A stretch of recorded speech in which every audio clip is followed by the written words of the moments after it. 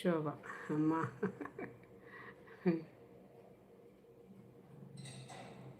ಆರೋಗ್ಯ ಏನಾಗುತ್ತೋ ನನಗೆ ಗೊತ್ತಿಲ್ಲ. ಡಾಕ್ಟ್ರ್ ಹೇಳಿರೋದು ಏನಾಗುತ್ತೆ ಅಂತ ಗೊತ್ತಿಲ್ಲ.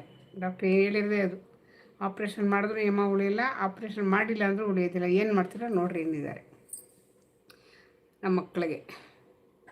ನನಗೆ ಎಲ್ಲರೂ ಏನು ಅಡ್ವೈಸ್ ಮಾಡ್ತಾರೆ ಅಂದರೆ, ಆಪ್ರೇಷನ್ ಮಾಡಿಸ್ಕೊಂಡು ಸಾಯೋ ಬದಲು ಹೆಂಗೂ ಸಾಯ್ತೀಯ, ಆಪ್ರೇಷನ್ ಮಾಡ್ಕೊಂಡು ಸಾಯೋ ಬದಲು ನೀನು ಹೀಗೆ ಇದ್ದು ಆರಾಮಾಗಿದ್ದು ನೆಮ್ಮದಿಯಾಗಿದ್ದು ಸಾಯಿ ಅಂತಾರೆ. ಕುಯ್ಸ್ಕೊಂಡು ಯಾಕೆ ಸಾಯ್ತೆ ಅಂತ. ಅದಕ್ಕೆ ಈ ಯೂಟ್ಯೂಬ್ ಓಪನ್ ಮಾಡಿಕೊಟ್ಟಿದ್ದು ನನ್ನ ಮೊಮ್ಮಗಳು. ನಮ್ಮಲ್ಲಿ ಇದೆಲ್ಲ ಮಾಡೋಕ್ಕೆ ಬಿಡೋದಿಲ್ಲ, ತುಂಬ ರಿಸ್ಟ್ರಿಕ್ಷನ್ನು. ಆ ಹುಡುಗಿ ನನ್ನ ಚಿಕ್ಕ ಮಗನ ಮನೇಲಿದ್ದೆ ಅವಾಗ. ಅವ್ನು ಕೆಳಗಡೆ ಇದೆ ಮನೆ, ಇವ್ರದ್ದು ಸ್ವಲ್ಪ ಮಾಡಿ ಮೇಲೆ ಹತ್ತಬೇಕು. ಹಾಗಾಗಿ ಅಲ್ಲಿದ್ದೆ. ಅವಾಗ ಅವಳು ತುಂಬ ಬೇಜಾರು ಮಾಡ್ಕೊಂಡು ಅದೇ ಯೋಚನೆಯಲ್ಲಿ ಇರ್ತೀಯ ಅಂತ ಹೇಳ್ಬಿಟ್ಟು ನಾನು ಫಸ್ಟು ಮೊದಲನೇ ದಿವಸ